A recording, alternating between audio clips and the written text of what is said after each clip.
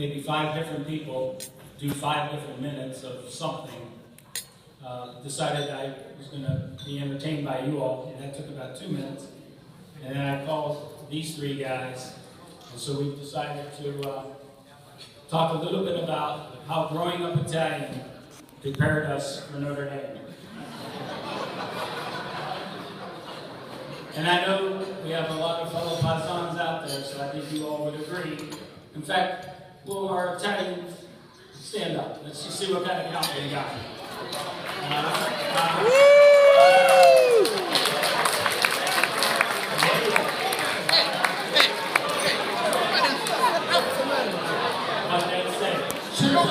What's the matter? What's the matter for you? We have a lot of, they're either Italians or they're Americans. So, Chris had a nice thought. Well, when Paul first approached us, he said, don't you think it'd be a great idea if we did this program, and we talked about it growing up Italian, prepared us for Notre Dame? And I said, well, no, I don't think that's really a good idea at all. But the more we talked about it, and Jim and Guy, we started exchanging notes. And one of the things that we sort of discovered was, and this is an emotional time, I think, for all of us at this stage in our career, being here together. And what we realized was there were things that bound us together before we ever met each other. There were common cultural elements. And the one other thing I want to point out is, last night the gas man said to all of us, how many of you felt like you were privileged? Special. Well, whatever. The point is that for most of us, I don't think that was the case. I think for most of us, we were coming from working class families, a lot of us from Italian, Irish, Catholic working class families. Not everybody, but it doesn't matter. The point is, there was something that drew us here, and so we're going to share a few vignettes with you guys tonight, and we hope you enjoy them. And if you don't, the bottom line is nobody else volunteered to do anything.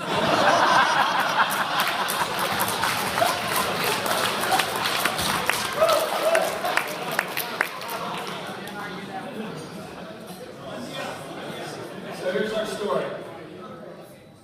First, we start with the Aurora story. Well, my grandfather Lombardi came from Italy in 1929.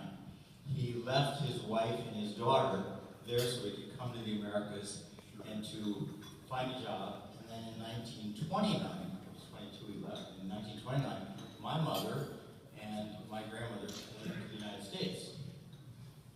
My grandmother and my grandfather had 2 more children.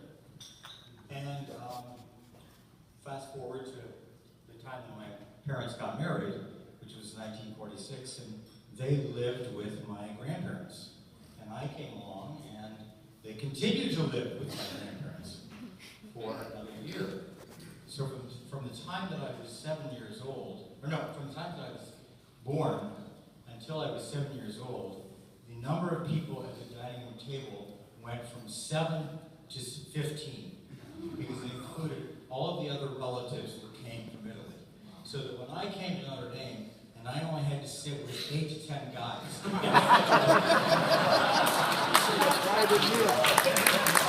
And you have to share all the stuff.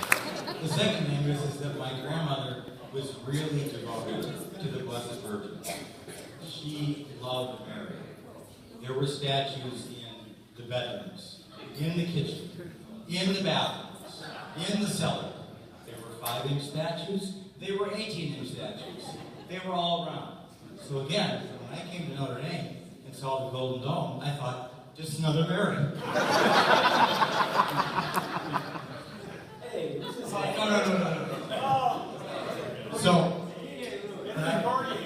So one of the other things about being Italian in the way that we were Italian was is that when all of the relatives would come to town, they would really come to my grandmother's house. My grandmother Lombardi was kind of the person to go to.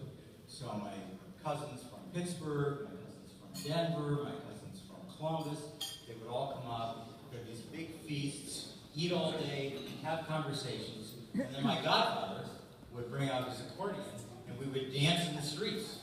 And I just thought that was so cool. So I wanted to be like my grandfather, so I played the accordion. However, when I came to Notre Dame, the marching band would not allow me to be in the accordion. So I joined the Greek harp instead. The last one is that my family, given that my grandparents were Lombardis, loved to watch the Green Bay Packers.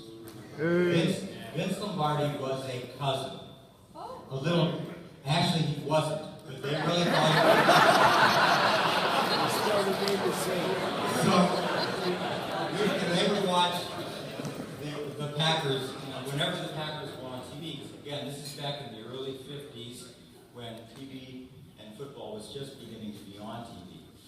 So, they were rooting for Vince because he was a guy. So again, when I came to Notre Dame, and I had never been to Notre Dame prior to 1967, the first football game I came to, I realized that I could root for Era because he too was a guy.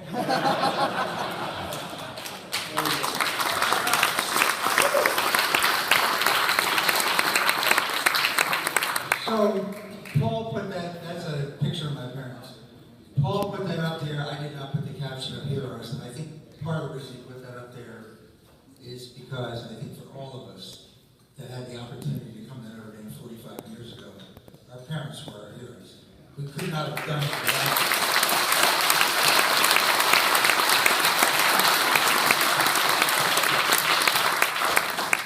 There were a lot of places all of us could have gone. I used to describe myself as saying, I wasn't a bad kid, but I was spirited. I have a suspicion that applies to most of you, but guidance, support, and economics all came into play. And I'll also say one thing. This is a picture of my mom and dad from 1943. They had just gotten married. My dad was he was commissioned into the Navy as an officer, and he was going to take off in the North Atlantic, and he had his last leave, sort of like a movie thing. He came home, proposed to my mom, married her, went back, and went off to war for 3 years.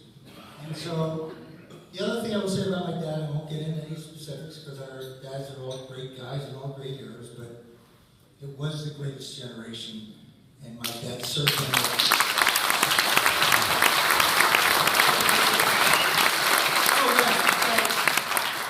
So there is a tie in here, however. So after World War II, my mom had gone out to the West Coast because my dad, the last years of the war, was in Halsey's fleet going all the island hopping, and she went out to Southern California because every so often they would send a few ships back to Hawaii and then fly into the West Coast for the war. So we stayed out there after the war.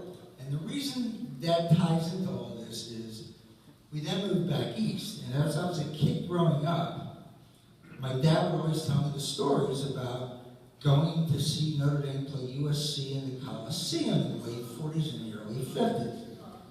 And somehow, it was always this miraculous kickoff return at the end of the game. There was this interception that happened, and when I did the research, I don't know that these facts can be done. But in our family, Notre Dame was everything.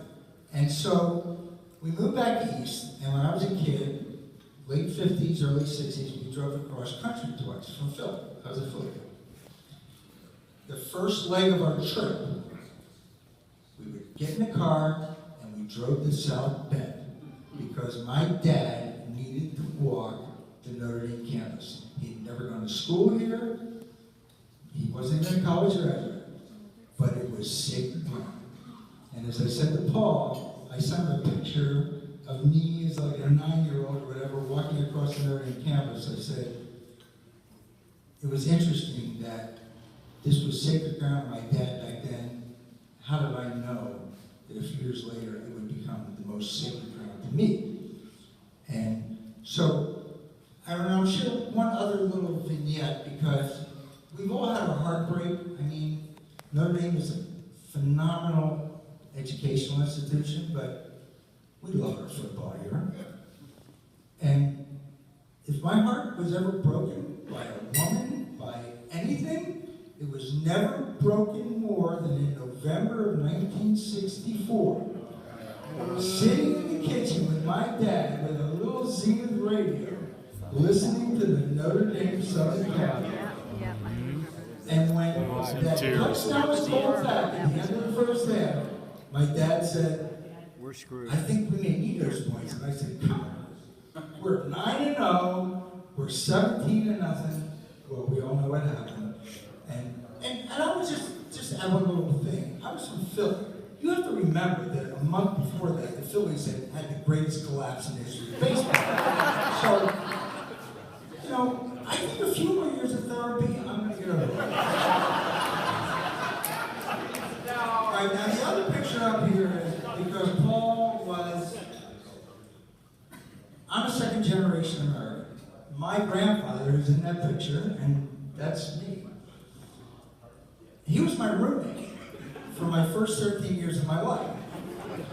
We shared a room together, and I learned more from him about life, about people, about so many things. And, you know, Paul had said that our theme was, how did this all prepare you you're growing up for Notre Dame? And I said, well, my grandfather didn't read or write. He signed his name with an X. He was an interesting person. You know, that did prepare me to room with Barry Doyle. So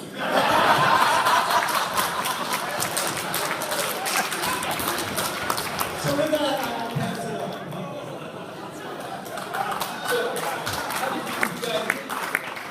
Oh, there's Delora.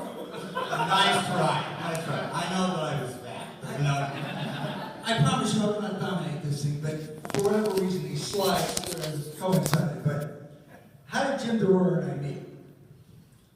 So I'm all Notre Dame in 1967.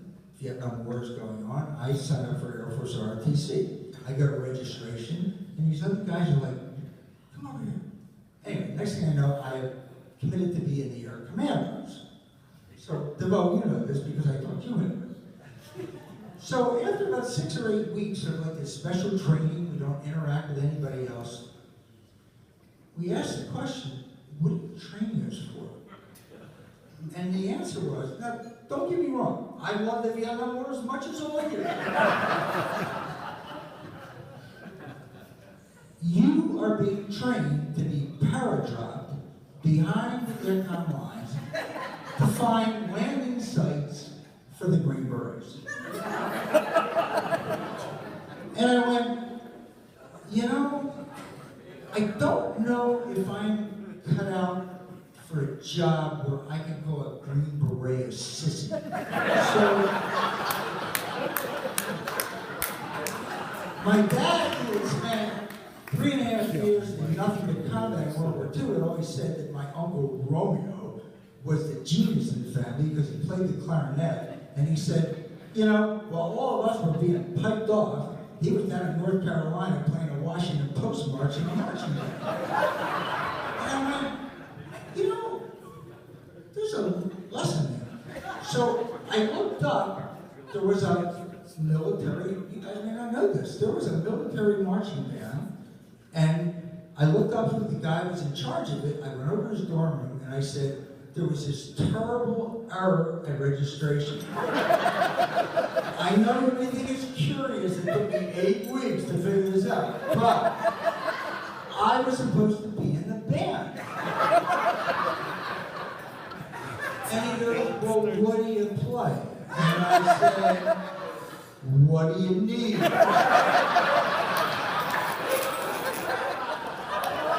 So, long story short, he says, I think we have one more glockenspiel over an Army surplus. Now, you may not believe this, but this was such a seminal moment in my life that I had the receipt from Army surplus. Because I went over there and I said to the guy, there's a glockenspiel back there, and don't you dare come back without it. Well, he did. And how this ties in is that I then took the glockenspiel and I went to join the marching band. And guess who the other glockenspiel was?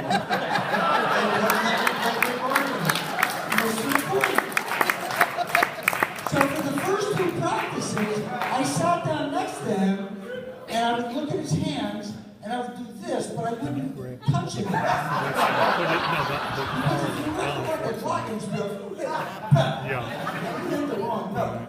Yes. Sorry. So that's how Mr. DeRoer and I. And the most favorite memory really was that in May of 1968, the ROTC groups had a military march.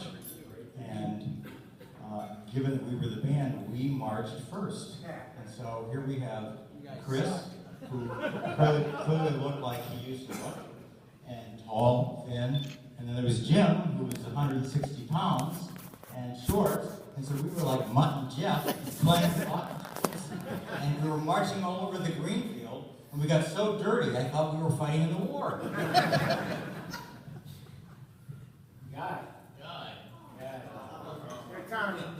The one thing I can say definitively is that my mother's home cooking did not prepare me for the North Dining Room.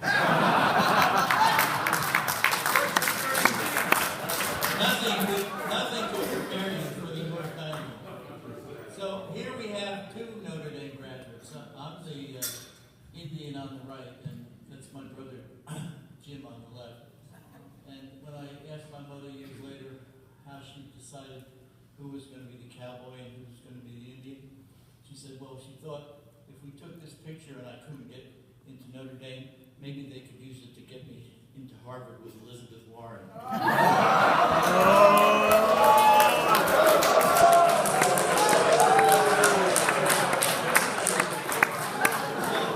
So in any event, the real Italian who's my younger brother Jim.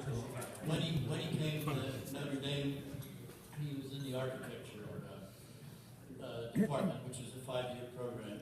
So his what would have been his sophomore year, he went to Italy to study architecture, and he became only the first Notre Dame student, after complaining incessantly, to be granted the privilege to stay in Italy another year. So he spent his sophomore and junior years in Italy. My dad was like everybody else's dad when he was a farmer and in construction, and the little vignette that I'll share is that when he finally earned enough money to put a little money aside, he wanted all 3 of his older sons to go to Notre Dame. So what he did is he deposited the money in a bank in Chicago because he figured if the money was closer to Notre Dame, it was more likely that we would get it. Well, let's see. How else did we get prepared for it? I'll tell you a story about my grandfather. My grandfather came over to Italy, came over from Italy, and the younger children were left over there with my grandmother, and he worked over here to get money to bring them all over. So he worked for Central Railroad of New York on the docks, and then when he came over here, of course, they had to have a piece of land. They had to have a farm. They couldn't live in the city because in Italy they had a farm. So he goes out to rural Hunter County, and he had two criteria. One would be that it was a farm where they could farm, and the other one, of course, was that there had to be a Catholic church. So couldn't speak English very well, and he got a real estate broker to take him out to a little community. It's Kingwood Township, but the town is actually called Baptist Town, New Jersey. So he's looking at the farm, and he says to the real estate broker, well, where's the closest church? And the broker said, well, you can see it. It's right up there, right up the street. So that met the second criteria. Until the first Sunday, I'm told we got the family all dressed up and marched them uptown and went into church, and he couldn't figure out that something had to be wrong because Jesus was not on the cross. And I'm told that he almost murdered the real estate broker. but what he did do, which the story was told over and over and reinforced and probably did make me ready for Notre Dame, is that the closest Catholic church was 10 miles away. And every Sunday thereafter, we'd get everybody dressed up and they'd walk or hitchhike 10 miles on Sunday to go to church until the kids got obstinate enough that they wouldn't go with him. And then he would do that himself. And so that religious foundation passed on through my own parents, probably prepared me for this place more than anything else.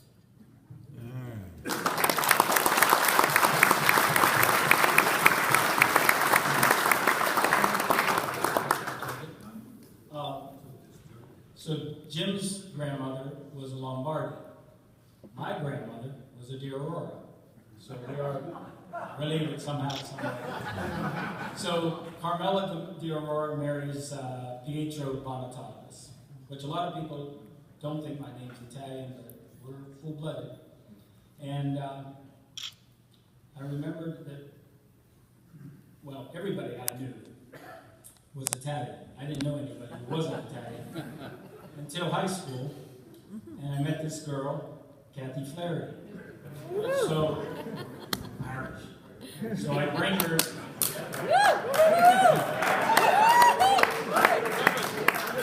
So I bring her down on South Street, down the street from St. Anthony's Church, to introduce her to Grandma and Grandpa. So I introduce her to Grandpa Pietro, and he looks at me, and he looks at her, and actually, let's ask Kathy Flaherty what he said. Well, he looked at me, and with his hand, he said, American. Blue eyes. Blue eyes. American, blue eyes. Translation: you can't find a little girl with a mustache.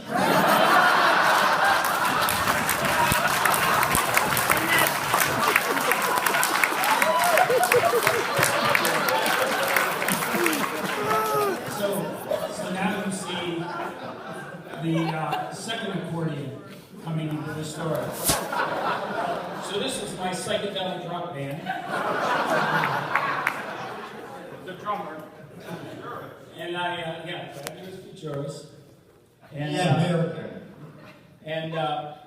so Italians love music. And so I got my love for music.